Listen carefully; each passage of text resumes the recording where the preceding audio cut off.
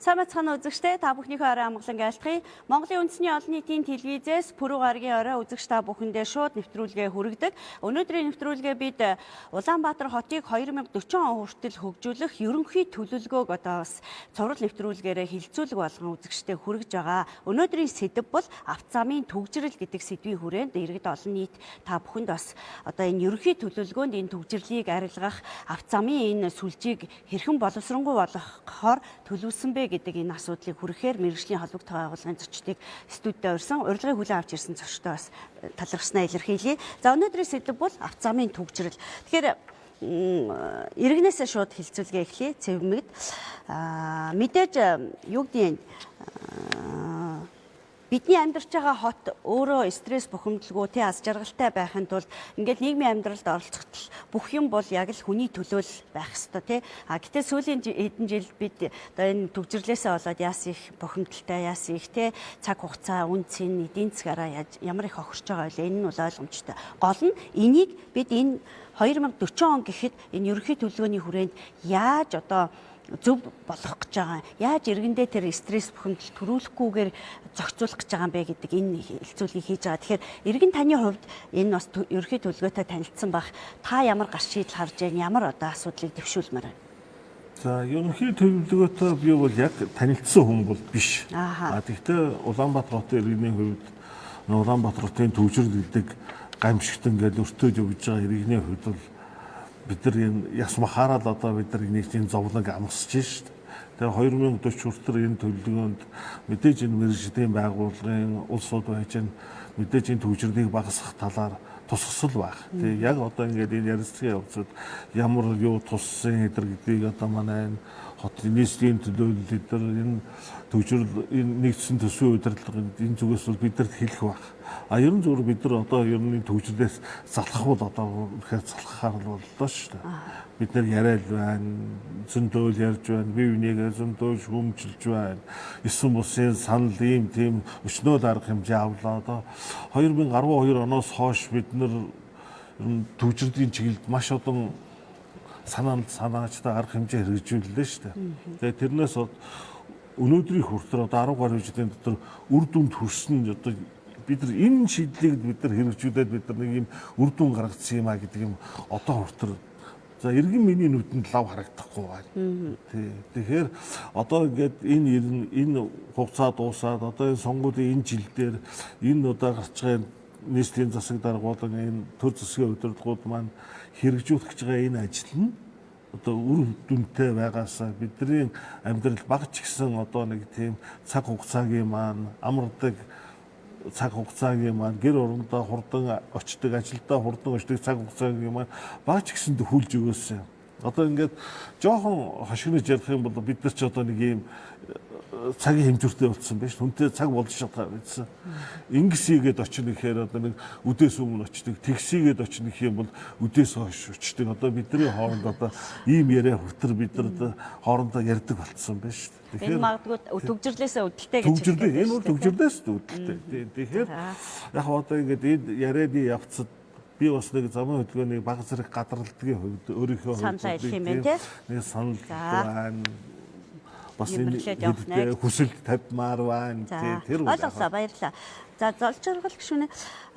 Засгийн газраас 2025 оныг нийслэлийн бүтээн байгуулалтыг дэмжих жил болгосон. За тэгээд тэр утгаараа бас нийслэлээс ч гэсэн энэ жилээ зарлаад ингээ явж байгаа. Магадгүй би зүгээр 25 оныг ийм жил болгосонтой нь одоо Монгол улс Улаанбаатар хотоо 2040 он хүртэл хөгжүүлэх ерөнхий төлөвлөгөө гараад ингээд салбарсан төлөвлөгөөд гараад явах нь барагч цаг хугацааны хувьд давхцал нь харин их зөв зүйтэй болчихоо гэж ингэж хараад байгаа байхгүй юу. Тэгэхээр энэн дээр та бас энэ төлөвлөгөөтэй энэ ерөнхий төлөвлөгөөтэй танилцсан байх ер нь хэрэгжих боломж нөхцөл хууль эрх зүйн талаасаа ер нь бас яаж харж байна.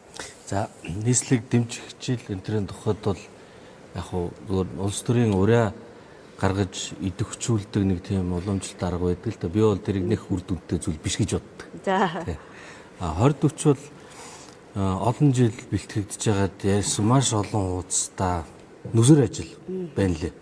Тэгэд бас сайн ажилласан байна лээ. Төгжрлийг шийдэх асуудлын хувьд сая сургууль амарцаа хаагуур бид нар харлаа шүү дээ. Айгүй боломжтой зам. Сургууль байхгүй бол төгжрөл байхгүй. одоо байхгүй ч харьцангуй баг байхгүй шүү те бидний төвчөрт. Тэгэхээр эндээс юу харагдаж байна гэхээр нөгөө төвжирлэг чи хөдөлгөөн хүмүүс ингээ хөдлөх явах хэрэгтэй урсгал. Урсгал нь тийшээгээ хүүхдээ зөөгөө төв рүүгээ чиглээд байгаа нь буруу байгаа. Тэгэхээр 2040 гэдэг бол нэлээд алсан юм. 2040 дээр бол ингээд Улаанбаатар хотын төвлөрлийг сааруулах хэд хэдэн төвүүдтэй болох дэд төвүүдтэй ингээд төлөвсөн байгаа. Тэгэхээр тэр төлөвлөлтөөрөө болдог бол түүнийгээ дагаад бизнесийн төвлөрөл нь нөгөө сургууль нь одоо хувийн сайн сургуульд өгөхгүй хүмүүс чинь нааш цаашаа явах гэдэг шүү дээ. Тэгэхээр тэд нар ингээд иргэндээ ойртоод тараад байрших юм бол энэ замын хөдөлгөөн ингээд багасна гэсэн үг. За тэгээ 2040 гэдэг чинь бас хол байна. Бид нар Ярамгийг 20-30 хүрээнд гой төлөвлөөд ингээд үндсэн замтаа айгүй гоё юм сүлжээтэйгээдээс одоо тэгээд байгаа байдал нь ийм болцлоо. Таг гацдаг. Тэгээ бас тэр шиг орчих магадaltaй байхгүй юу? Тэгэхээр тэр ерөнхий одоо хот төлөвлөлтөнд мундаг зохион байгуулалтаас гадна нийтийн дээвэр зайлшгүй хэрэгтэй ойрын үед. Хамгийн дөрөнд автобус. Тэгээ харамсалтай нь яг сайхан бас автобус нэлээд нэмэгдсэн шинэ автобуснууд. Харамсалтай нь тал нь хулгайн замаар ороод тал нь бол явж байгаа. Зарцуулсан мөнгө нэ. Одоо 2040 дээр байсан тэр төлөвлөлтүүдээр би 2040 дээр бас нэг саналууд өгсөн юм л да. Намрын жолноор нэг танилцуулга хийгдэн. Гэр орооллын талаар төвжирэл, утаа, одоо хуучин угсрамлын дулаалга энэ төр гэдэг. Тэгээд төвжирлийн хувьд бол нийтийн тээврийн метроны уртлын уртшугмыг ингээд одоо энэ Ярамгийн хойдлын уртлын замаар ингээд төлөвлөсөн байж харагдсан. Тэгэхээр тэр зам нь анханасаа Ярамгийн тэр нэг нэмэлт гүүр байгаа шүү дээ. Наанаас 2 гүүрээр зэрэг гардаг тодгоо иргэдэг. Тэр мөр чинь тусгай замын автобусанд зориулж анх хийж исэн. Хялбархан хийдтэй, хямдхан, хурдан хийж болох юмдаа эхлээд мөнгө зараад байгаа чи. Тэгээ автобусны тусгай замын автобус эсвэл бүр болохгүй бол бас трамвай гэдэг хувилбар байсан. Метрогоо тэр уртлыг болоод гээд тиймэрхүү саналуудыг бол тавьсан баг. Тэгэхээр том супер урал лооцсонтой хүний анхаарал татсан амбицтай төслүүдээс өмнө хурдан хэрэгжүүлж бол хөрөнгө оруулалт багтаа тэндээс нь эхэлж явмаар байна. Автобусны тусгай зам. За болдог бол тэр хөнгөн трамвай, дараа нь метро ч юм те. За Баатара жишээ нь зам юу гэдэг замын төвжирлийн гол төгжил нь одоо юу юм болоо гэвэл ингээ хүн болго угаасаа бодож чинь яг юунаас уу. За жишээ нь гишүүний хэлж байгаагаар бол сая ажигласнаар сургууль цэцэрлэг амарцсан үед бол нэлээ боломжийн байлаа гэж. Тэгвэл энэ нийтийн тээврээс үү, зам төлөвлөлтийн алдаанаас уу, эсвэл одоо юу гэдэг дэд бүтэц өнөөдөр шаардлага хангах үс биш. Барилга байгууламжийн асуудал ингээл тий. Тэгэхээр энэ авцамын төгжирлийг яг ямар асуудал нь бий болгодгийм бэ гэдгийг тооцоолж ээж энэ ерөнхий төлөвлөгөө бас гарсан бай гэдэг дээр сэдвтэйгээ уялдуулаад мэдээлэл өгье. За бид нар төгжрөл ярихаар дандаа өнгөрснөлөөгөө айгүйх ярьж байгаа. Ер нь бол тэгэхээр өнөөдөр бид цаг байгаа учраас яг уу те дүнэлтээ хийгээд цаашаа ирээдүйд юу хийх вэ гэдгээ яриул илүү үр дүнтэй болоо гэж бодож байна. Хотын асуудал бол угаасаа маш их байдаг. Төгжрөл утаа тэгээд л одоо маш олон зүйл ярьж болж байна л та. За тэгэхээр ерөөсөө төлөвлөлтийн л алдаа байна. Ерөөсөө хот төлөвлөлт Улаанбаатар хот өөрөө автомашин зориулж ерөөсөө анханасаа төлөвлөгдөг хот. Нийтийн тээвэр суурилсан хот байхгүй. Тэгээ энийг бол одоо маш олон мэргэжлийнхэн бол дуу нэгтэйгээр ярьж байгаа. Тэр ч утгаараа 2040-д бол нийтийн тээврийн хүртээмжийг сайжруулах, олон төрөлд нийтийн тээврийг нэмэгдүүлэх гэдэг маш том зорилт байна. Мэдээж түрүү гишүүний ярьдаг те автобус гэдэг асуудал нэг номерт явж байгаа. Автобусны парк шинжилтийг бид нар сая өнгөрсөн жил бол нэлээд сайн хийж чадсан. Тэгэхээр ганцхан жил парк шинжилтийг сайн хийснээр бодиттой үр дүн гарч ирж байгаа. Нийтийн тээвэр зорчиж байгаа хүмүүсийн тоо 15% жилд нэмэгдэж байгаа байхгүй. Одоо 2008-9 оны үеийн судалгаагаар нийт Улаанбаатар хотын хүн амын зорчлолтын 61% нь 60 орчим хувь нийтийн тээврээр явдаг байсан байна. За мэдээж эдийн засгийн байдал өөр байсан байна. Өнөөдрөөс 30 хүрэхгүй болцсон байгаа байхгүй. Тэгэхээр ерөөсөө том зорилго юу гэхээр бид нар нийтийн тээврийн өнөөдрийн зорчилт хөдөлгөөнийг 2040 гэхэд бид нар 2 дахин нэмэгдүүлэх зорилготой. Тэрний тулд бид нар үйлчлэгээгээ сайжруулах, авто замын сүлжээг нэмэгдүүлэх, олон төрөлттэй масс тээврийн хэрэгслүүдийг одоо нэвтрүүлэх гэдэг маш олон ажлууд байгаа. Гишүүний түрүү ярьдаг урт хугацаанд байна, богино хугацаанд байна, дунд хугацаанд хэрэгжүүлэх тийм. Одоо тусгай замын автобус, трамвай, метро гэх бүр цогц бодлогоороо бид нар энэ дээр тусгаж явж байгаа. Нэг давуу тал юу вэ гэхээр яг энэ 2040 бодлогын бичиг баримт батлагдж байгаа цаг үед энэ олон төслүүд зэрэг гараанаас гарах бэлтгэл ажил нь явж байгаа. Энэ бол бидний бодлоо маш том давуу тал гэж харж байгаа. За мөн одоо Улаанбаатар хотод одоо мега гэж нэрлэсэн 24 төслөөс 10 төсөл нь нийтийн тээвэр болон авто замын хүртээмжийг сайжруулахад чиглэсэн буюу төвжрэл рүү бол бид нэлээд том зорилготойгоор орж байгаа ажлаа эренбэлж тавьж байгаа гэж хэлж байна. Тэгэхээр багтаамжигтэй нийтийн тээвэртэй одоо жишээ нь болсноороо одоо энэ ерөнхий төлөвлөгөөний хүрээнд 1.2 сая иргэнийг одоо нийтийн тээврээр тээвэрлэнэ гэсэн нэг юм тооцоо гаргасан байлээ. Тэгэхээр одоо тийм л боломжийг бий болгох гэж байгаа л гэж ойлгож байна л да. За би очроо дараагаас асуух гэдэг. Одоо яг зам тээврийн энэ төвжрэлтэй холбоотой яг энэ зам тээврийн хяналт төлөвлөлт мэдээж хийгдээл байдаг ингээл байн. За гэрлэн тохооноос өксүүлээл ингээл тий. Тэгэхээр ер нь нөхцөл байдал яг ямар байгаа нь та нар бас мэдээж ингээд нөгөө бодит байдал дээр ингээд нөгөө ажил гүйцэтгэл ингээл харж байгаа. Гэхдээ энд л нэг асуудал ах шиг байна. Энэ уул зүрийг ч гэдэг юм уу энэ замуудыг ингээд чөлөөлжүүл ийм гарах гэдэг нэдэр гэсэн бүх мониторинг бас хийж яадаг баг та. Тийм ер нь бол замын хөдөлгөөнд нөлөөлж байгаа хэд хэдэн шалтгаанууд байгаа. Тэгээд маш олон шалтгаанууд байна. Тэгэхээр бидний зүгээс бол яг замын хөдөлгөөний аюулгүй байдлыг хангах тэр тогтолцоо буюу нөлөөлж байгаа хүчин зүйл буюу хүн, автомашин, зам орчны нөхцөл байдал энэ талаас л илүү харж байгаа. Хүн гэдэг нь хүний урсгал их байна гэсэн үг юм уу? Хүн гэдэг дээр одоо тухайн хүний ухамсар, хариуцлага, хөдөлгөөнд оролцож байгаа соёлын асуудал энэ дэр маш их нөлөөлж байна. За энэ дээр хууль эрх зүйн зохицуулалтын хувьд гэх юм уу хариуцлагажуулах механизм маань өөрөө бас ажиллаж нөлөөлүүлж чадж гин үү гэдэг нэг талдаа асуудал байж байна. За тэр автомашины хувьд одоо тээврийн хөгжлийн техникийн хувьд насжилт өндөртэй машинууд явж байна.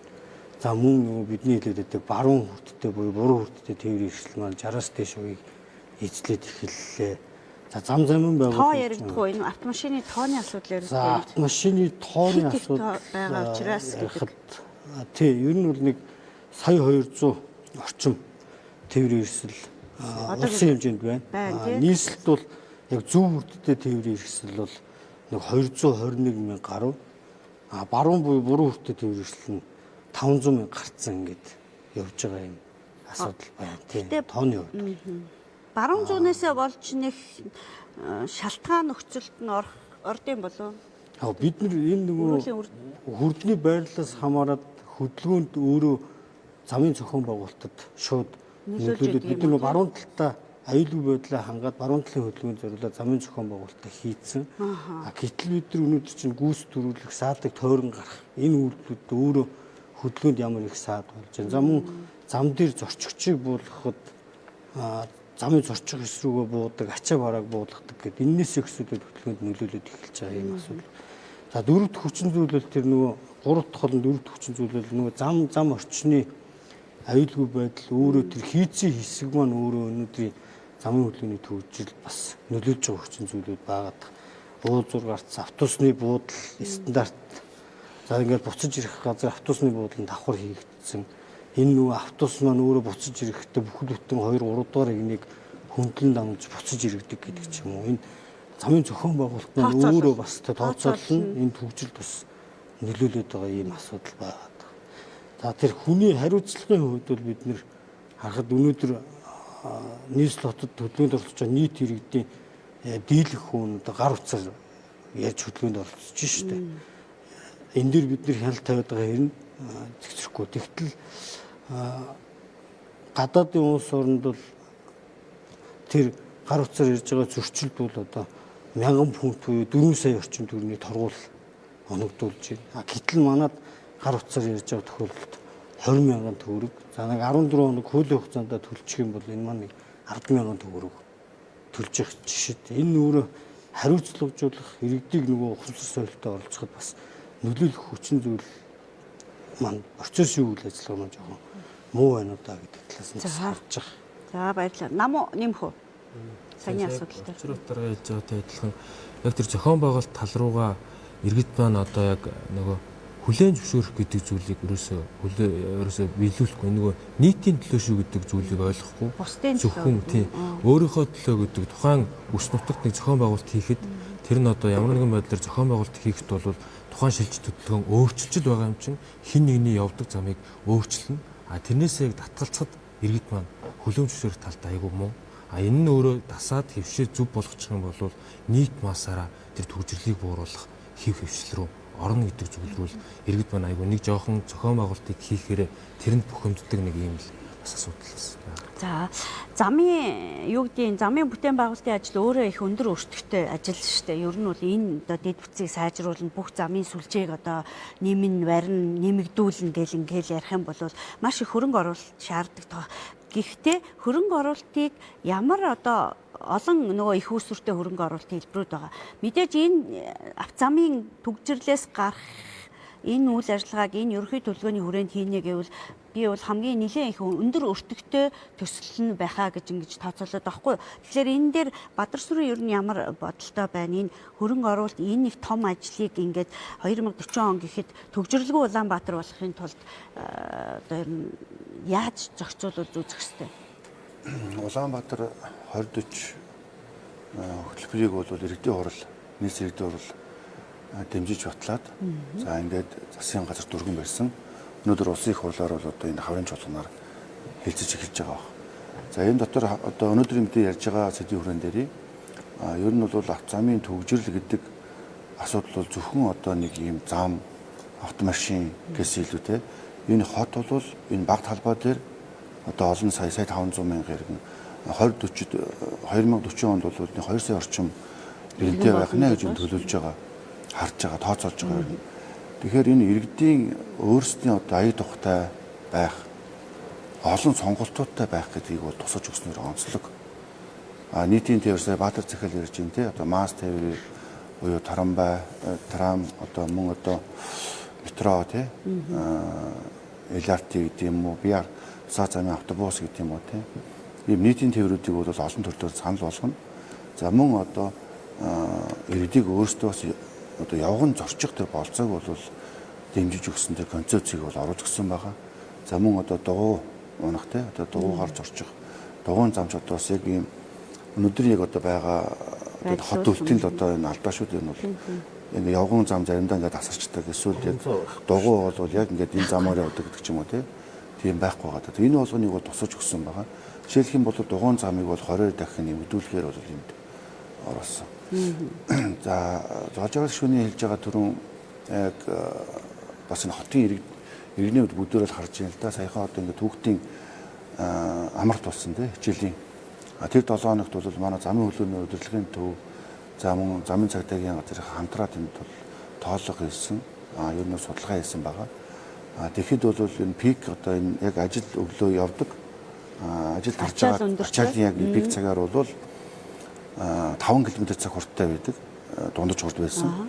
Яг энэ хүүхд хамсууд бол 10 цагийн хурдтай болж нэмэгдэж байгаа.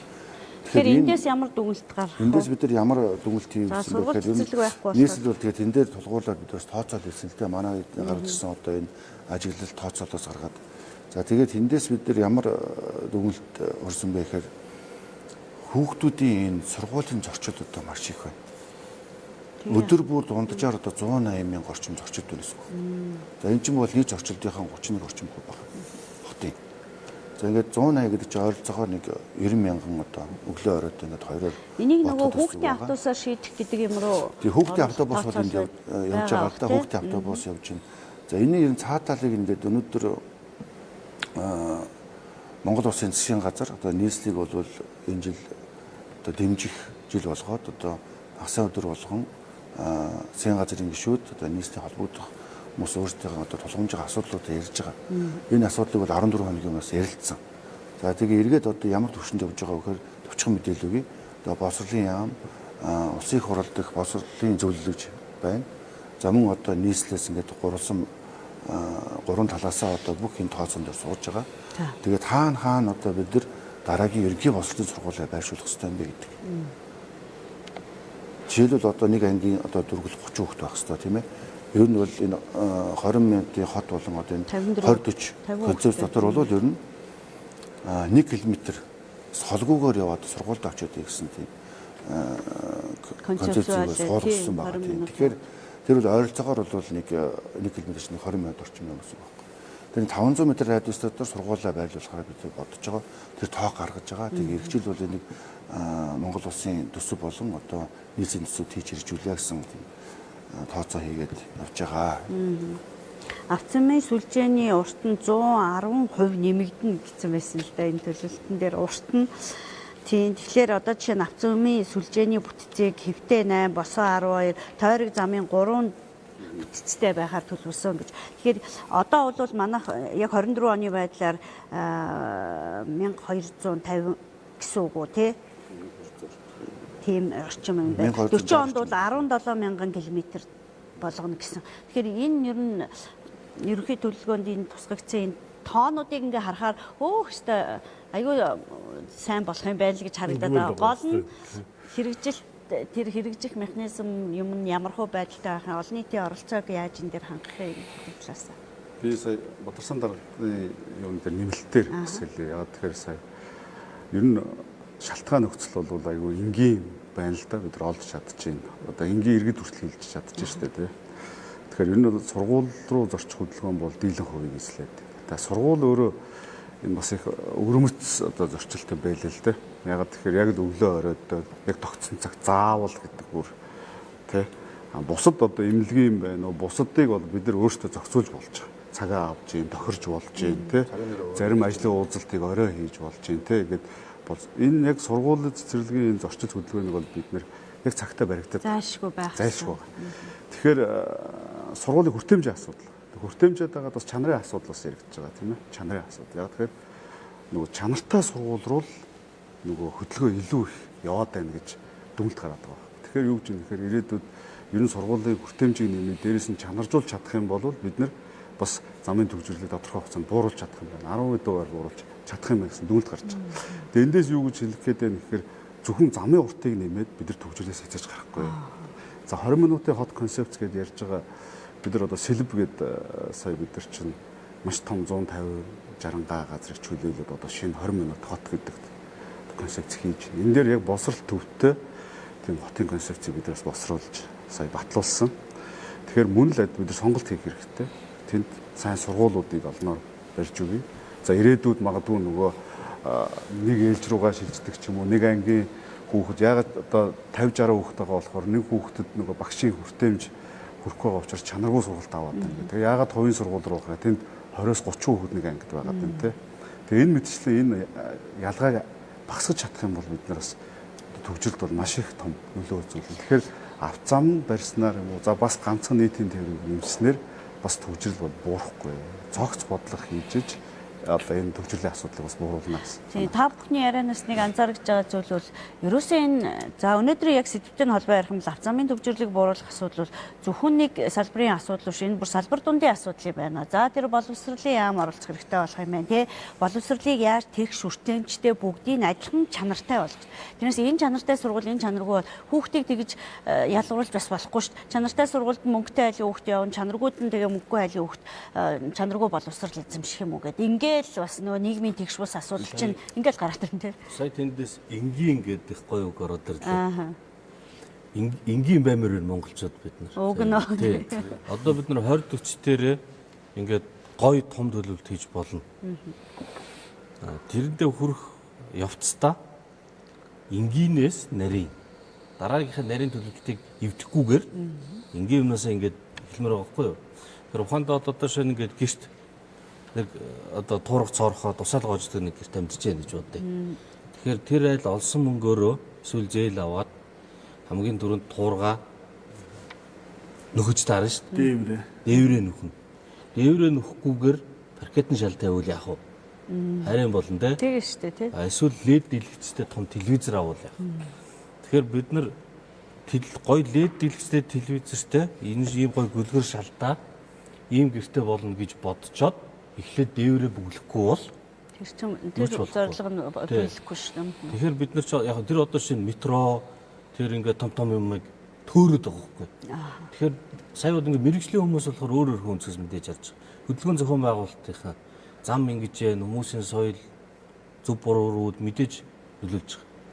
Тэгэхдээ энэ саяны сургуулийн амарцсан үеэр хөдөлгөөн яаж цөөрч ийн энэ хэмжээний нөлөө үзүүлэхгүй. Тэгэхээр ингээд за энэс ч гэсэн хамаарч байгаа юм чинь ерөөсөө буруур үлдээ машины тог бууруулж. Эсвэл одоо машины татварыг нэмчихгээд ингээд нөгөө далин байж хагаад тэндээс том буруу шийдвэрүүд гараад яваад. Тэрний ард иргэд хохирчихгүй гэдэг. Одоо сая бол чинь тэр машины татвар нэмдэг гинт цүл бал гэл нэг юм ийдсэн. 100 хэдэн мянган иргэд гар үсэг зурлаад улсын хурл ороод ирж байгаа байхгүй. Чи нийслэлийн иргэдийн төлөөс зурлыг гаргасан шийдвэр. Бас сонгуульт. Тэгэхээр одоо энэ дээр яах вэ гэдэг ажлын хэсэг гараад нэг юм болчихсон. Тэгээ иймэрхүү нэг юм хитрхи дураараа тийм жоохон даварцсан хандлага бол харагддаг. Тооцоолол их муутай бас Би одоо шалтгааныг барьж аваад ингээд жоохон хамааралгүй шийдвэрүүд гаргаж чаддаг. Одоо тэр нэг хөдөлгөөн дээр бол жишээ нь нөгөө зам дээр гардаг гүүрэн гарц байна шүү дээ. Манайхан ч хамаагүй гардаг шүү дээ зам. Үнэхээр бас тойрч яваад хэцүү байдаг байхгүй би ч гэсэн гарна. Цугаад жаа. Яг үнэ. гүүгэл тий. Тэгэхээр тэр гүүрэн гарцнууд ингээд олон байхад болж байгаа. Тэгэхээр тэрийг одоо заавал ингээл нэг гоё улаан өнгөтэй юм цонх могтой хийгээд байх хэрэг байна. Одоо манайхан чинь байнга л ингээл уршаа зүгээр л бетон зам байдаг шүү дээ. Налуу юм торжуулахгүй таягтай үнц гарцгаар зүгээр л ийм гарцуудыг шиг ингээл олон тамир байгаа. Ойрхон. Энгийн нэх гоё мой гялгар мэлгар битамтай хэрэггүй. Тиймэрхүү ингээд алхамаар л юмар. Ер нь төгжрөл буурууд гэдэг маань өөрөө зөв нэг том мега тусал хүлээгээд эдгээр ингээд байгаа даа биш. Ер нь төгжрөлийг бид нар гол шалтгаан нь юунтай байдаг юм гэхээр замын хөдөлгөөний зохион байгуулалтын алдаа гэж үздэг шүү дээ. Ер нь бол төгжрөлийг мэргэжлийн зүгээс үзэх юм бол замын хөдөлгөөний зохион байгуулалтын алдаа. Өнөөдөр ингээд би удамжил ингээд явж байхад төгжрөл юунаас үүсэж байна? Нэг гацнаас үүсэж байна. Нэг уул зураас үүсэж байна. Нэг уул зургийн зохион байгуулалтаас үүсэж байна. Нэг уул зур дээр тавьсан гэрэл дохооноос хүртэл төгжрөл үүсэж байна. Явгууны хэ замаас үүсэж байна. Алхам тутамд ингээд явж байгаа замын хөдөлгөөний төгжрөл үүсэж байгаа байхгүй юу? Тэгээд төгжрөлийн шалтгаанууд ерөөсөө бидний алхам тутамд байна. Тэр удаа захиргааны актаас хүртэл болоод төгжрөл үүсэж шүү дээ бид нарт. Тэгэхээр төгжрөл гэдэг нь бидний өдөр тутам хийж явах ёстой чимхлүүр байж байгаа. Бид нар өнөөдөр нэг гарц төгжрөлийн шалтгаан бол өнөөдөр тэрийг арилгачаад байх ёстой. Дараа маргаашин цааталт нь байгаа уул зургийн зэгцэлжил байх ёстой. Гудамжийн зэгцэлжил байх ёстой. Гудамж замын элементүүд алдаатай байна. Замын хөдөлгөөний үндсэн параметрууд тэр чигээр алдагдсан байна. Тэр бид нар ингээд мега тус төлөөгөл ингээд дээшээ хараа суугаад байх бол ерөөсөө биш. Өдөр тутам өнөөдөр нэг ч гэсэн төгжрөлийн шалтгааныг арилгах, нэг 10 м газрын гэсэн төгжрөлийн шалтгааныг арилгах тэр чиглэл ажилласаа гэж бодож байгаа юм. Таны хэлсэнтэй очроод дараа санал нийлж байна уу? Гэдгийг асуучих. Тэр зохицуулалт нь бас сайнгүй байна гэдэг шүү дээ. Санал нийлж байгаа. Дээр нь би түрүү нөгөө хүнтэй холбоотой асуудал ирж байсан. Энэ бид нэр ахаад ер нь энэ хөдөлгөөнд оролцох мэдлэгийг багаас нь олохгүй дараагийн 10 20 жилд бид нар яг л энэ хаваараа хойо утсан бие биенийхээ урд дур дайрдаг тэ дөрөмжөрчдөг энэ асуудал нь өөрөө бас төгжлийн нэг шалтгаан. Бид нар олон жил урсгал сүрж байгаа асуудлыг ярьж одоо цагаан сараар бид нар амьд жишээ харж шít. Гудамжинд төгжрөхгүй урсгал сүрдэг гэж олооч нар боллоо. Энэ нөр 4-5 жил гэдэг олон жил зарцуулж энэ хүмүүс сольжж байгаа байхгүй.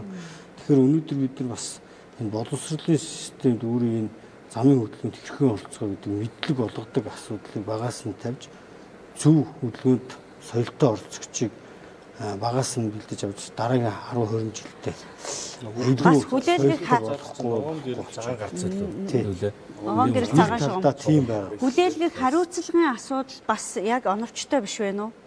Хариуцлагын асуудал бол ер нь оновчтой биш. Ерөнхийдөө бид нэр энэ дээр ингээд харахад бид нэр 2017 онд хөдөлмөрийн өсний доод хэмжээ 240 мянга байсан. Ингээд 24 он гэхэд 2.7 дахин нэмэгдсэн. За ингээд энэ царын дундад цалин зэрэг нэг аваад үзсэн. Тэгтэл нэг торгуулийн нэгж маань 1000 нэгжтэйгээл хэрэг байгаад байдаг. Гэтэл бүтэн өдөр зогсоолт автомашина тавьж байгаа хүн чинь 100000 төгрөг тавиад ажилдаа ирчээ тавиад явчихдаг. Замын хөдөлгөөнд соёлгүй дөрөмжчөө бусдын хөдөлгөөнд цаад тавьчаад бараг 20000 төгрөгийн торгуул тэр хүнд виз олчиж байгаа юм шиг. Ийм бас юуны хариуцлагын хуулийн өрөөнд хүлээлгэж байгаа хариуцлага нь бас сул байна гэж нэг талаа бас харж байгаа. Тэгэд хариуцлагаж ёстой. Хоёрдугаарт бид нөгөө би аюулгүй байдлаас нь л яриад байна л та.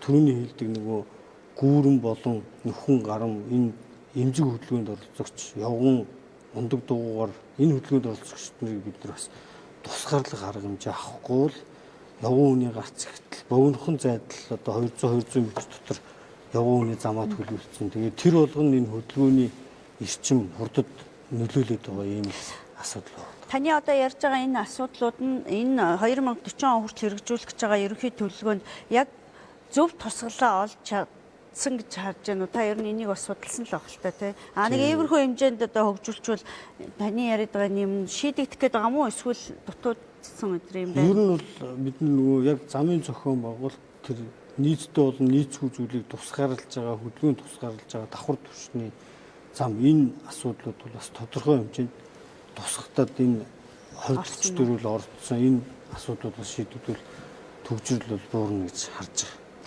За намаа нэмэх үү? Зохион байгуулалт талаас яг тэгмд баяг зөв зүйлийг хүндэж байна л да. Тэр том төслүүдхээс илүүтэй бидэд бол одоо ч гэсэн өдөр тутамдаа ажиллалаа. Гэрлэн дохионы горим иржэн байд юм уу? Хөдөлгөөн зохион байгуулалт байд юм уу? Эрчим нь яаж нэмэгдэж чинь 100 болохоор хаашаа зорчил дөрөндөг үлээ, амархаар яадаг үлээ, өвөл яадаг үлээ, 100 яадаг үлээ. Бүгд ингээд хугацааны мөчлөгөөр нь бүр ингээд тий ялгаатай. Одоо 100 болоод ирэх юм бол одоо зурсан чиглэсэн чимгэлтэй өргөмжлөө яах вэ гээл хормоо өөрчлөе гээл ингээд төлөвлөгөө гаргаад явж байгаа чинь өвөл болчлоо. За хүмүүс машиндаа суун явгаа алхаа болчихно. Тийм учраас машинаа дэмжсэн зүйлээсээ илүү хүнд арах учраас явнаа чиглэсэн урдах гарах тал дээр нь хургуулгыг хийж гэх юм уу тий. Тэр тухайн цаг үучид бол байнгын өөрчлөлтийг хийж байгаа. Жижигхэн мэдчихгүй тий. Дээрээс нэмээд жоохон томхон нэг үндсээр нь өөрчлөгч гэдэг юм уу тий. Тийм зүйлийг хийгээд хөдөлгөөн зохион байгуулалтыг инженерч талаас нь инженерүүд тооцсон зүйлийг хийхээрээ нөгөө нийт маань өөрөө хэвшмэл зүйлээсээ салж чадахгүй байгаа нэг хүлээж авч зөвшөөрч чадахгүй. Энэний цаана том одоо их ашиг явж байгаа гэдэг хүлээн авахгүй учраас энэ инженерчлийн асуудал бол хийгдэж чадахгүй. Бас нэг юм нэг эмзэг зүйлүүд байгаад байгаа. Тэгэхээр хөгжил гэдэг зүйлээс бол бид бүхэн яг нийтээрээ бид бүхний салбарт зөвлөл бид нар биш бүгд нийтээрээ оролцож иж энэ бол бидний хамаатай зорчлт хөдөлгөөнд оролцоотой байж ижил гарах зүйл гэдгийг л ядчил одоо нэг өөрчлөлт хийхэд нэг 7 хоног харыг ихт эсвэл төвчээр байхгүйгээр бид хэд уулзар дээр гараад зэгсдэг тийм. Инженерийн шийдвэр хүнээс асуух хэрэг байхгүй зүйл байхгүй ууг нь бол. Гэтэл ойлголцоод хэлэхээрээ бүр тэрнээр одоо яадаг ч юм уу те ингээд тэрвэрдэг ч юм уу ийм зүйлүүд бас. Шууд шийдээл явахгүй болдгоо юм уу? Ер нь инженерийн тооцоогоор зөв шийдвэр гарсан бол тэр иргэдээс асуух юу байх вэ? Тооцоон зөв бол тэгээд тэр шийдвэрээ хамгаалах л ёстой шүү дээ. Би ингээд тойроод орчдөг байсан юмыг өөрчилсөн ингээд явуулаад байна гэдэг дээрээс л уурлаад асуудал үүсэж байгаа. Наа чи бол юу За ярьж штэ нөгөө захиргааны арга хэмжээ бас хэтэрхий гинти байна те сүрхийзэгтэй байна гэж. Тэгээ эндээс бас олон нийтийн оролцоо гэж. Өмнө нь би бас нэг олон нийтийн оролцооны тухай ярьж ирсэн. Ер нь томоохон төсөл хөтөлбөрүүд дандаа олон нийтэд те буруу мэдээлэл өгсөн цаг үедээ зөв мэдээлэл түгээгүй гэсэн бас асар их эсрүүцтэй тулдаг л да. Тэгэхээр одоо ингээд нэг зүйлийг ингээ харахаар бид нар бас хийж байгаа зүйлийнхаа зүйтэй хэсэг гэдэг одоо бид нар бас шийдвэрээ зүггээл явж байгаа. Гэхдээ энийг олон нийтэд бас мэдээлэх тал дээр жоохон дутмаг ажиллаад байгаа гэдгийг бол бид нар бүгд хүлээн зөвшөөрч байгаа. Зарим нэгэн захиргааны арга хэмжээ бол зайлшгүй авах ёстой байсан учраас авч байгаа. Яагаад тэгэхээр жишээлбэл бид нар юу ч хийхгүй байж болно бас ингээд одоо тэгээд урсгалаар нь хайж болно шүү дээ. Мөнгө өрөх гэдэг нэг. Тэгэх юм бол өнөөдөр жишээлбэл Улаанбаатар хотод ойролцоогоор өдөрт 100 км зам байнгын төвчрэлтэй байдаг. Тэр бид юу ч хийхгүй байх юм бол ерөөсөө энэ хүнд те 30 он гэхэд л бид нар тэр нь 2 дахин нэмэгдэх буюу 200 км зам байнгын төвчрэлтэй болчихно. Өнөөдөр бид нар дөнгөн данган 5-аас 13 км цаг дундаж хурдтай бүгд зорчиж байхад энэ бол 5 км цаг бол бүр явгаа алах хэмжээнд бүр гамшигын хэмжээнд ирсэн. Тэгэхээр зарим нэг юм зөрөгтэй захиргааны аргыг хурд чи 9 км одоо. Тэгээ яг 7-аас 13 гэж байгаа. Энэ дундаж 9-ээс 10. Тэгэхээр зарим нэгэн одоо сая жишээлбэл тэр машины номерыг хязгаарлалт тавих ч юм уу те энэ бол зайлшгүй шаардлагатай учраас авч байгаа. зөв энийгээ бид нар иргэдэд зүгээр ойлгуулах хэрэгтэй. Зав замын татврын нэмэх асуудал ярьж байлаа. Мэдээж нөгөө эвдэрлэгийн хэмнэлтэд замаа засаж сайжруулахгүй бол болохгүй. Манаас төлбөрч яг ингээд тооцоод үзэхээс тийм өндөр биш байгаа. За энийг эсвэл үе шаттайч байд юм уу те эсвэл маш зөв мэдээлж хагаад хүрэх байсан дээр бас алдсан алдаанууд байх шиг байгаа. Тэгэхээр олон нийтийн оролцоо гэдэг бол ерөөсөө асар өндөрч байна. Ерөөсөө бүгд энэ дээр одоо те эрвэх хэрэг дэмжинэ. Зөв ойлгох юм бол энэ Улаанбаатар хотын би бол бүх хүн дэмжинэ гэж боддог байхгүй. төвчлээсээ гарья тий утаанаас салъя бид нар ингэмээр ингэж хий гэсэн ийм юм дээр дэмжиж гэх юм бол би бол үгүй гэж хэлэхгүй гарахгүй гэж үзэж байна. Тэгэхээр олон нийтийн оролцоогоо бид нар илүү нээлттэй болох тал руугаа Иргэд бол илүү нөгөө мэрэгжлийн байгууллагуудын зүй зохистой шийдвэрийг тэгэл олоод тооцоолол тэр юм гаргаад явуул та гэж нэг зөвмөгдгөө хэлдэг шиг тийм л юм хүсээд л байх шиг байгаа. Тэгээд зарим нэг гарсан шийдвэр бас нүдэ олохгүй байх үе Одоо байна. бид нар Улаанбаатарын ачаал ямар хэмжээнд байгаа юм? Одоо намуу хэд байгаа юм? Жишээл бид нар би яг мэржлийн хүний хувьд хэлээ. Ачаалд бид нар тэг 165-аас тэг 175-ын хооронд ачаал бид нар хэвийн гэж үзэж байгаа. Тэг 165-аас бага бол ачаал бага байна гэж үзнэ. Тэг 175-аас ачаал их болох юм бид нар ачаал хэтэрдэ гэж үзнэ. Ачаал нэг болоход хөдөлгөөний хурд нойл болно.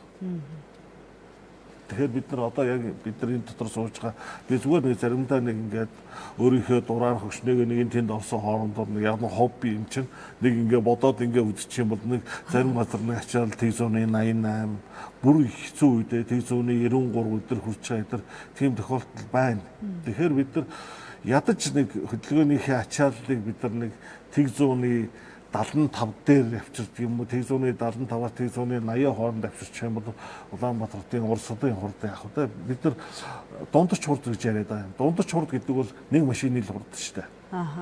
Би нэг хурдтай явж бодно, очроо нэг хурдтай явж, Баатар нэг хурдтай явж. А бид нар яг мэржлийн хэмжээнд бид нар урд судын хурд гэж авч үздэг. Бид нар урд судын хурдаа нэг 18-аас 24 хүргэсэн байхад Улаанбаатарын хөдөлгөөн бол хэвээ явагдана. Тэгэхээр энэ Улаанбаатарын ерөнхий төлөөлөн дээр бид нар Улаанбаатарыг бид нар ямар хэмжээнд авч үзэж байгаа юм. Бид нар хотыг одоо яг мэржлийн замын хөдөлгөөний зохион байгуулалтынхаа үүднээс 3 авч үздэг. Ачаа бараа үүсгэж хот гэж. Ачаа бараа үйлчилгээ шингээгч хот гэж.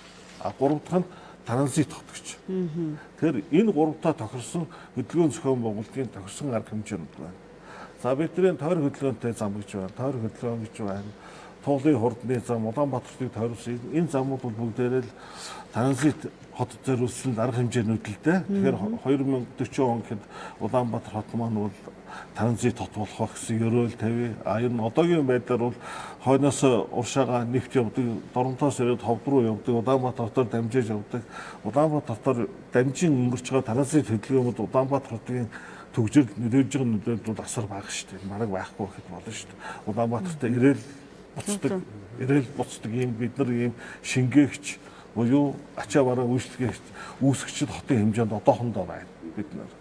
Яг энэ нөгөө 2040 дээр та нэг транзит хот гэж байгаа. Бид нар Улаанбаатар хотыг нэг төв хотоос олон төв хот руу шилжүүлж 14 хот болгож байгаа байхгүй. Жишээлбэл таны яг дурдсан тойрог зам, туулын хурдны зам болвол энэ 11 хотын дамжиж байгаа. Буюу одоо бид нар ингээд нэг хотынхаа төвийн одоо Сэлб гэдэг бий. Эндээ 20 минут бид нар ингээд дотроос орчдөг байж болоход хот хооронд буюу бусад дэд төвүүдийн хооронд бид нар бас 20 минутаас бага хугацаанд зорчих хэрэгтэй. Тэгэхээр энэ яг зорилго нь бол ерөөсөө тийм. Энэ дэд төвүүдийн хооронд нь нийтийн тээвэр болон авто замын сүлжээгээр холбож байгаа. Жишээлбэл метро маань 7 хотыг дайрж байгаа. 7 хотыг. Амгалан хотоос нөгөө Толгойт хотыг жишээлбэл дайр явж байгаа. Энэ мэдчлэл манай бүх төлөвлөлтүүд дандаа энэ олон одоо тараагаа тайчихгүй шүү дээ. Энд ч бас буцаагаад технологийн хувьд бид нар техникийн хувьд заавал холбох шаардлагатай. Тэгэхээр нийтийн тээвэр бол авто замын сүлжээгээр холбож байгаа. Тэгэхээр одоо энийг транзит гэж хэлнэ үү, юу гэж хэлнэ үү? Ямар ч байсан үүргээ гүйцэтгэж байгаа тийм төслүүд бий болох болоо гэж найдаж байна. Саяны энэ дээр би нэг юм нэмчихэ.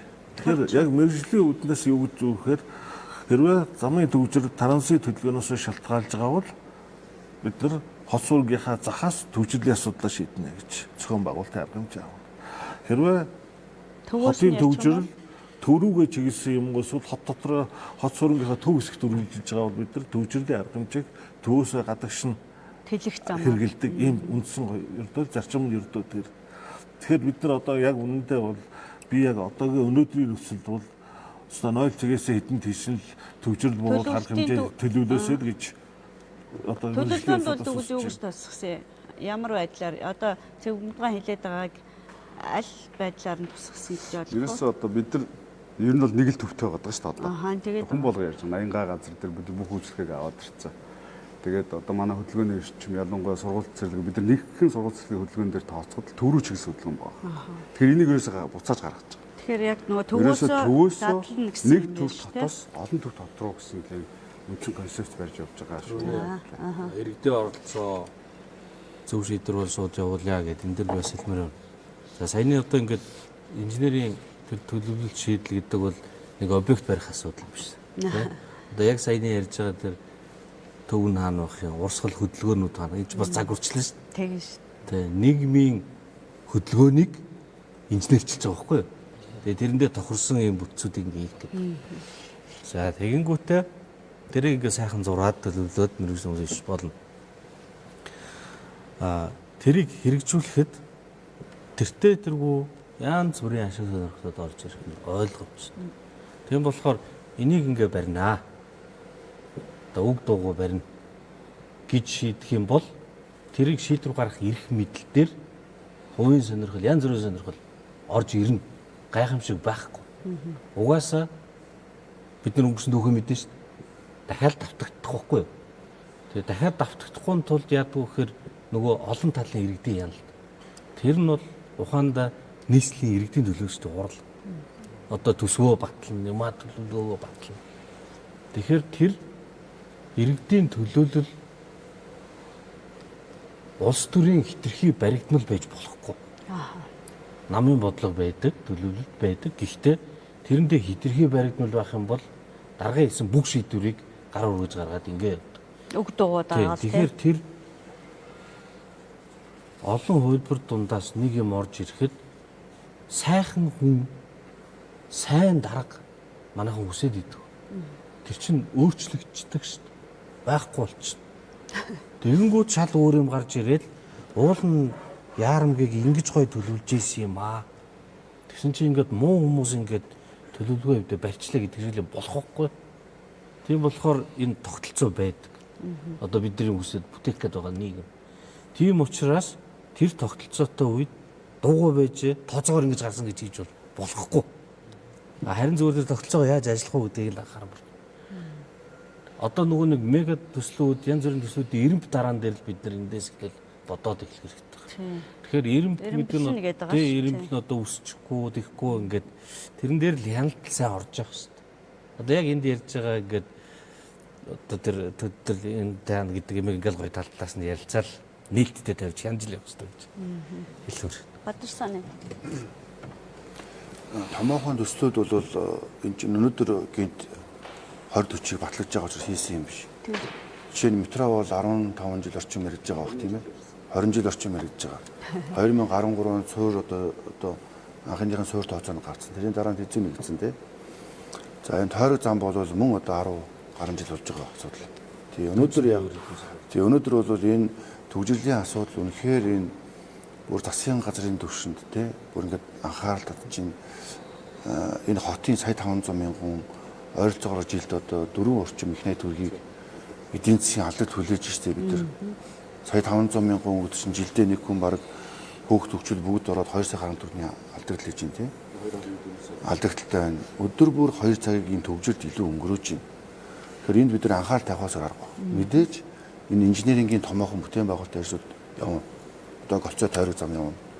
Метро явуд тавьжил таарна. Дээрээс нэмэхэд дөрвөн хэлсэн явган зам, дугуйн зам тийм ээ. Одоо энэ манай мэрэгчлийн хүмүүс яаж энэ замын хийц, засварлах энэ бүх ажил явагдаж ийж.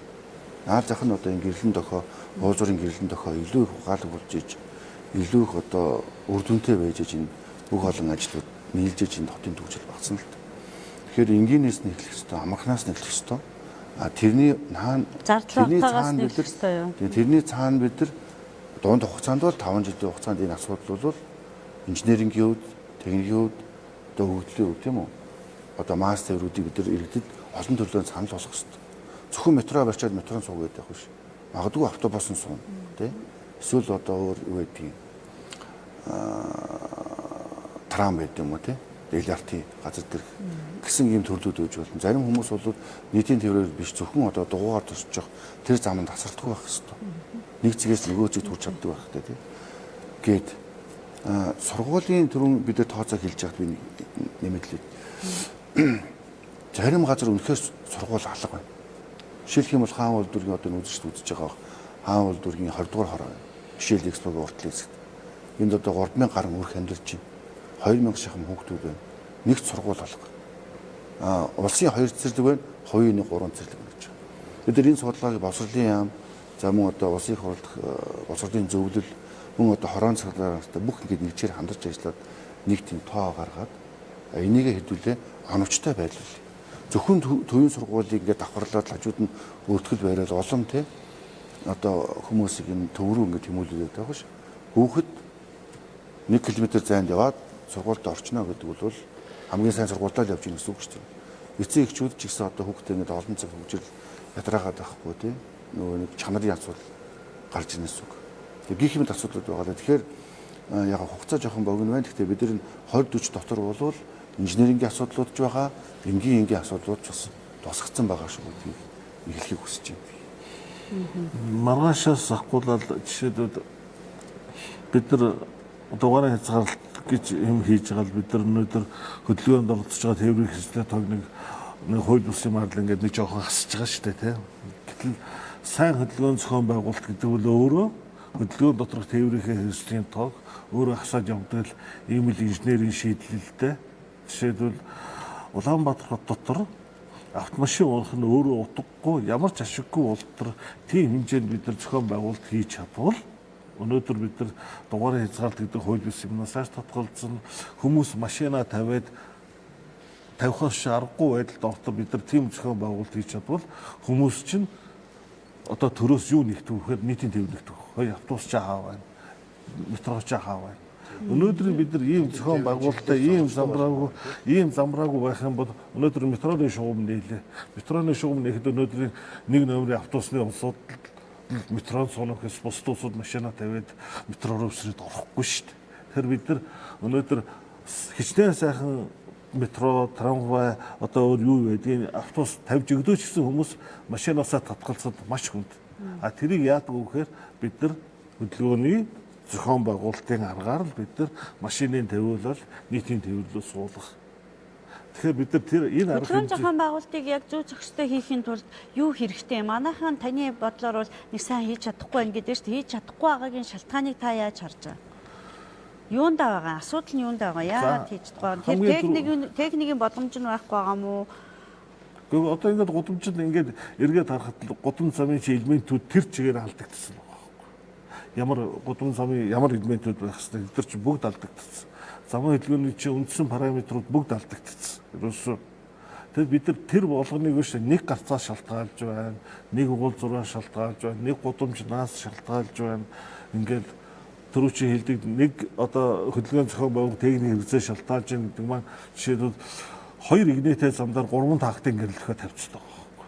Төгжрөхгүй яах юм бол ингээд ийм инженерийн энэ шийдлүүдийг бид нар өнөөдөр ядаж өнөөдөр маргааш гисэн гартлын мэргэжлийн улсад нэг гудамжны нэг хэсгийг, нэг уулзуурыг, нэг гарцыг эдгээр ингээд шийдээд өдөртөө ингээд явж идэвэл мега төслүүд нь явж идэг юм байна. Зогцоод явчихна да гэж. Мега төсөл явна л тэрнээс өмнө бид нар хотынхоо төвийг ядаж төв цэгээсээ тал руу бид нар хөдөлгөөн явах, төгжрөд үүсэхгүй байх, төгжрөд үүсэж байгаа тэр шалтгаануудыг арилгах арга хэмжээнүүдийг маш хурдан аваасаа гэж хүсэж байна. Нийслэлийн иргэний хувьд шүү. А тэгэхээр ямар алдаа байна уу гэдгийг бол бид нар ингээл одоо ингээл нүдэн дээр бол харагдчихад байгаа шүү дээ. Юу энэ хөдөлгөөнийг явуулахгүй байгаа юм, ямар шалтгаан байгаа юм гэдэг ингээд наацхан гэрэлтхөөнөө ирж юм явган хүнээ гаргах уу, машина явуулах уу гэдэг асуудалтай бид нар жишээлбэл тулгарсан байгаа шүү дээ. Энэ дээр олон шалтгаан хэлж байна. Нийтийн тээврийн одоо чиглэл байна тийм. Тэрийг өвдөл оновчтой болгохгүй. Энэ чинь төлөлтийн асуудал та. Одоо магадгүй одоо ингээд Солонго гэдэг томхон хотхон одоо хороол бий болж шít. 5000 орсон суугчтай. За 26 дугаар хороол гэдэг одоо нэг сургууль байдаг, улсын сургууль байдаг. Одоо нэг юм цементийн одоо нэг юм маш олон хамтаа хэсэг байна тийм. Тэгэхээр бид нар бол тийм төлөлт толгон дээрээ л хан дээр төрийн үйлчилгээ, эрүүл мэндийн үйлчилгээ, боловсролын үйлчилгээ ойрхон байх хэрэгтэй. Иргэдэд олон төрлийн сонголтуудыг өдрөх хэрэгтэй. Хотын төв рүү машинтайгаа орж болно. Магадгүй жоо өндөр одоо нэг зогсоолын төлбөр өндөр байж болно тийм ээ. Бага тойрогд нэг өндөр, их тойрогд бас нэг хэсэг үүд. Тэгэхдээ нийтийн тээврээр зорчих тэр оновчтой юм бид бас давхар санал болгохгүй бол тэр ажиллагаанаас жоохон уялдаа муу байна гэж харагдаж байгаа л да. Төлбөр тавихад их Чиглэлийн одоо тийм төлбөртэй болгоход их хүнд.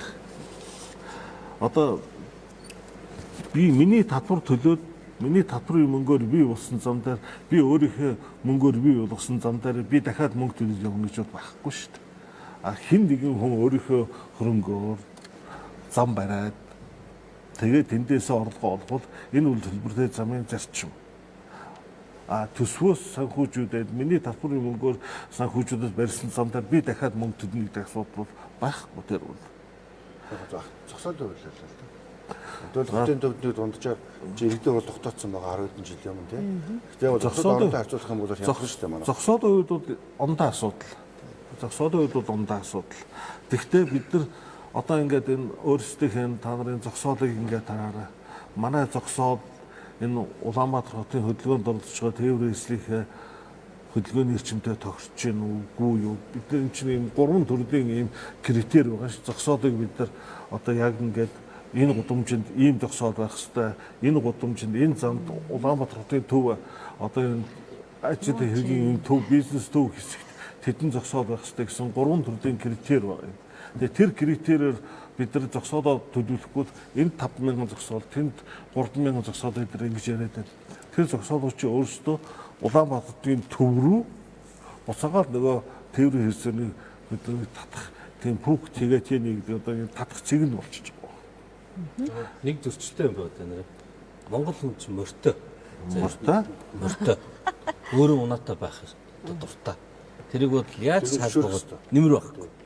Улаанбаатар хот болохоор түрүүн та хэлсэн шүү дээ. Анхнаасаа эн чинь нөгөө Совет маягийн төлөвлөлтөө зөвлөлт холбоот улс үед байгуулагдсан нийтийн тээврийн хот. Америк шиг одоо хувийн машин авах биш. Тэгэхээр энэ дэр бол зөрчил үүсэж яалтч. Тэрний бас илээд байгаа мөндөд тэр зогсоод мосоод. Улаанбаатар Тэнд бид хайбрид шийдэл олох нь шүү дээ. уулзур гарцсан дөрөг 4,000 гаруй 4,600-700 орчим уулзур гарцсан. Тэгээ энэ уулзур гарч өөр яг бидний нөгөө бие судсар хурж байгаа цусны урсгал шиг ингээд хэрэг холбоотой. Тэгээд энэ нэг газар загтлах юм бол цус харуулт хүн харуулдаг шиг яг энэ замчны ийм асуудал болчихж байгаа учраас бид нэг талд нь яг тэр Монгол хүн чинь морьтойгоо нөгөө нэг үүдөө хоймор залрах дуртай болцсон. Машинтаа заавал зогсоод үрчиж байгаа тэр лүү орохгүй зүтгэгээд. Тэгээ энийг бас бид аль болохоор одоо нэг чигийн хөдөлгөөнд блокийн системд оруулаад ингээд урсгах чи ихээр одоо нэг 600 м тойрч чадахгүй л гэрээс холтчлоо ингэж л ийм ингээд тэр төлөвлөлтийг л зөв хийх шаардлагатай алжаагаас төвжил байгаа. Энэ бол бид нар бүгдөө тий ойлгож байгаа шүү дээ. Тэгээ сайн зогсоол бол ингээд юм байна. Судалгаа байна. Баг тойрууд 100 зогсоол дээр 243 машин зогсгож оролдож байна. 100 зогслоо цаатлал нь үлдсэн 143 машин давхарлж байна. 4-ийн бус тавьж байна. Одоо н ачаад байгаа тийм ээ. Тэгээ зогсоолоо олоход яг манай замын цэгтгийнхэн хэлээд байгаа. Зорчилт хийгээд байгаа. Тойроод байгаа байхгүй зогсоолоо яагаад. Тэгэхээр энийг өөрчлөлт бид нар ингээд уйлдуулах зөвхөн одоо нэг тий том төсөл эсвэл нийтийн тээвэр гэдэг ингээд авахгаар бүгдийн зөмөр зохицоор нь одоо хамгийн энгийнээс нэг шийднэл. Тэгжээж болоо тодорхой хугацааны дараа энэ төвчд мэдээж хуурна. Зохион байгуулалтын асуудал. энгийн нь юу юм? Тооцооны асуудал. Нөгөө бид нар ингээд ярилцаа сууж байна. Би биенээ ядаж хөндлөхөөс эхлэе гэж. Энд чинь уулз дээр ороод ингээд төвжирээ зогсчихдаг шүү дээ. Хин ч явж чаддгүй бүгдөө ингээд 10 минут зогсдог. Тэгээ замын цагтаа заавал ирж дээрээ зогсуулж байгаа шүү дээ. Тийм. Тэгэхээр чи бүгд гэрэлтэн дохоогоор уулзрын цагт хэрвээ битүү байх юм бол хүлээж байгаа дараагийнх нь орчих болно шүү дээ. Сахилга жолоочны сахилга гэх мэт одоо соёл их юм уу одоо инженеэр хэлвэл тийм. Одоо нэг юу сахилга батчих болж юм. нөгөө замын инженер байж байгаад нэг ажиллаа хийж чадахгүй байж байгаад би одоо жишээл ажиллаа хийж чадахгүй байж байгаад за энэ ус руу ахаад юм 3 сартаас орохгүй юм байна уу? Би энэ дотор энэ усыг яагаас багтааж чадахгүй гэж хэлж байгаатай адилхан дугаараа хязгаарлаж байгаа нэг тийм ойлголт өгчээд байгаа. Гэтэл яг үнэндээ бодтой адилхан тийм. Тэр би өөрөө ажилласангаас утгах гээд байгаа юм. Тэр би тэр тал руу аль ярихыг хүсдэггүй байгаа зүйлийг нь байгаа юмд зохицуулаад өөрийнхөө шийдлийг гаргахыг хүсээд байна. Тэр нөгөө энэ болж байгаа өнгөрсөн баларсан одоо энэ барилгажил тотцолт тий орц гарч зогсоол байхгүй хэдхэн замтай замаа өргөдгөж чадахгүй дид бүтцэн хэцүү тий тог заглагаа нь хүртээмжгүй сүглөө гаргаж ирэхээр бүх инженерийн шугамжуулж доогуур дээгүүр нь гаргахаар байшин хоорондын зай болтгүй гэдэг. Энэ олон зүйлүүд дээр өсөд ямар гаргалгаа байж болох уу гэдгээр л бид бүгд нийлээл яг нэг зүйл рүү хараад нийтээрээ за энэ ингээ болчих юм бол эдгээр ямар ч байсан нэг уйдсандаа нэг ийм зүйл хийгээгүй байх гэдэг зүйлийг л иргэд маань ухамсарлал цуг тэр зохион байгуулалт бол цуг орох юм бол битгэд энэ том төсөл явахаас өмнө нэг одоо ингээд нэг хөдлөөд явж боломж нь бүрдээд байна. Тэр одоо гомдолж явдаг ч зүйл нь үт юм уу тийм машинаа явуулах уу хүнээ явуулах уу гэдэг зүйл айгүй хэцүү. Уулзрын гол цагдаа зогсно машинаа явуул төгжирчлээ гэж сошиалар нүүднэ. Тэр төгжрээ зогсож хооронд чинь төгжрээг нь арилгах гад машиныг явуулахаар явган зорчигчл гарцаараа гарч чадахгүй 20 минут зогсож байна. Тэгэхээр ч ингээд дунд нь ингээд зовж байгаа зүйл байгаа тох. Тэгэхээр тэр зүйл болгоныг л бид өхөн аль болох огтлцолгүйгээр олон түвшин шийдэхээр өнөө маань хот маань өөрөө шамбаарлагдсан боломжгүй ингээд драматай зүйл зөндөө байна. Тэр гол зүйл нь төвлөрлийг л саармагжуулаад өнөөдрийн байгаа тавхан гүүр хацаар бид нэг төвөөс нөгөө төв рүү шилжээд өглөөрөө дээр төвчж байгаа зүйлийг л яг энэ зүйл энэ төлөвлөгөөн дотор салбарт нь хүртээмжтэйгээр бүх үйлчлэгийг нь авчих юм бол бид тэр үйлчлэгийг бүгдийг аваад зорчилт хөдөлгөөнийг богинохон зайд хийгээд тэр төвжил гэдэг зүйлийг нэг инх 50-ны өргөн жилөөр бүгдээрээ 40 мянган зорчилт хийдгүүл байх юм бол тий төвлөрсөн харуулах дээр нэмэлж байгаа. Төвлөрсөн харуулах дээр нэмэлж байгаа. Одоо энэ 20-40-ыг түрүү их нарийн зузаан бичвэрэмд гээд магтсан. Одоо бол яг суураараа зөрүүтэй байгаа саналтай товч байгаа. Энэ дээр Улаанбаатар гэр орол баг байхгүй болчихно. 10 хүрэхгүй хөрвөлднэ. Гэт ингээд. Эдгэрхий юм гоё. Тэгээд төвлөрлийг сааруулах замаар хотод хэлж бид төгжрлийг бууруулнаа. Хаашаа дэлхийн гэхээр хөшгийн үндий. Тэнд бол одоо юу ч байхгүй. Тал газар.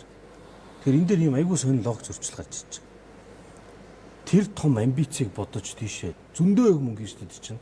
Тэгэхээр суураараа тэгээд төлөвлөсөн бол тийшээгээ мөнгө нь явна л гэсэн үг. Гэр орол хайна.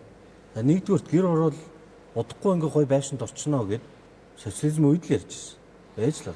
Улаанбаатарын хамгийн урт түүх бол энд биш. Одоо энд биш. Тэгэхээр энэ байнгын байдаг түүхэн Улаанбаатар бол гэр орол. Дахиад эдгээр нэг байхгүй болгож чадахгүй. Би бол тэр итгэхгүй байна. Тэгэхээр байхгүй бол чинь хит өдрөг төсөөлчөөр нөөцөнд төлөвлөж алдаа гараад эхэлнэ. Хоёрдугаарт нь хэрвээ тэлхгээ давал болж явах гээд байгаа юм бол Багнуур гэдэг юм байна. Баг хангаа байна. Дүүргүүч налаах байна.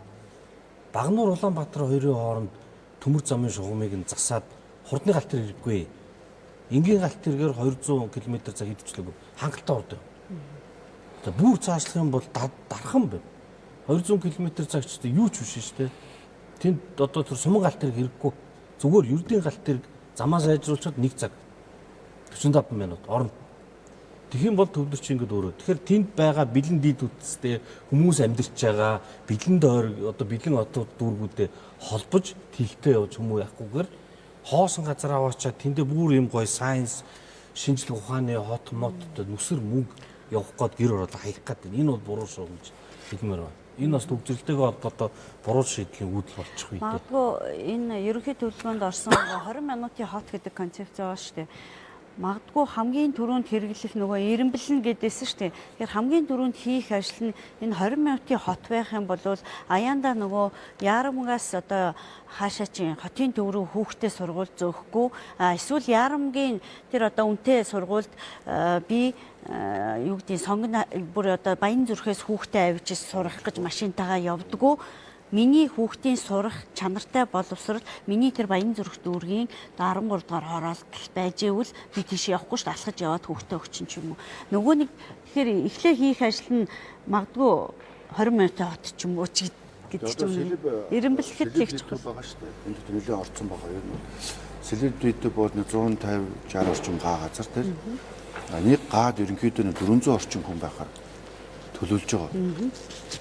Гэр хорооллыг бол энд ерөөсөө орхиулдуулсан байхгүй. Одоо орон сууц байна, амны орон сууц байна тийм. Тэр өндөрчтэй тавлаа бүгдийг төлөвлөсөн байгаа л да. Тэгэхээр ер нь бол бид нар зөвхөн юм гэр хорооллыг орон сууцуулах гэдэг юм шиг. Ер нь бид нар энэ хотыг одоо хотжуулах тийм бодлогыг л одоо шингээсэн юм байгаа л да. За баярлалаа.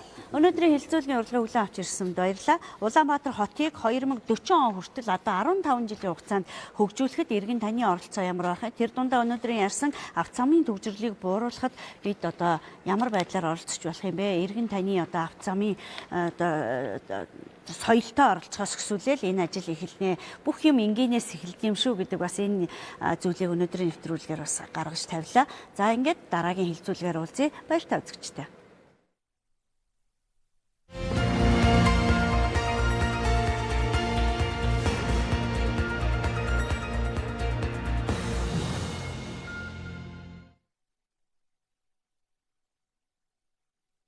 Айл өрхөр халуун ус нурмыг ил задгаа асалгүй тусгаалan бэлдсэн таглаатай төмөр сав болон нүхэнд хийж занших. Гэр малын хашаа сарвчны эргэн тойронд хамгаалтын шоргон зурус татаж, амнаас эд хөрөнгө мал байгалийн баялгаан галын аюулаас хамгаалах. Ой хэрт явахдаа түлсэн гал, асаасан шүтэнс татсан тамхиа бүрэн унтраах. Галын аюулгын төхөөрөмжөөр тоноглогдоогүй тээврийн хэрэгслэр зорчихгүй бах. Машин техникийн утааны яндаг оч өргөчтэй болгох. Иргэн та ой хэрийн төмөр гарахаас болгоомжилж төмөр гарсан тохиолдолд 101, 105 дугаарын утсанд мэдэгдэнэ. Ой хэрийн төмрөөс урдчлан сэргийлье.